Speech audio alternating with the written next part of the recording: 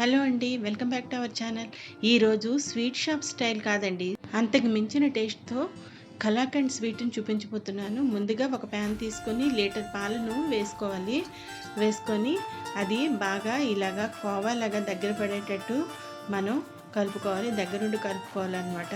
నాకు 40 మినిట్స్ పట్టింది. అందులో ఒక పావు చెక్క నిమ్మరసం వేయాలి. ఇలా దగ్గర పడ్డాక అది కొంచెం కొంచెం చిన్న చిన్న ముక్కలుగా విరుగుతుంది పాలప్పుడు.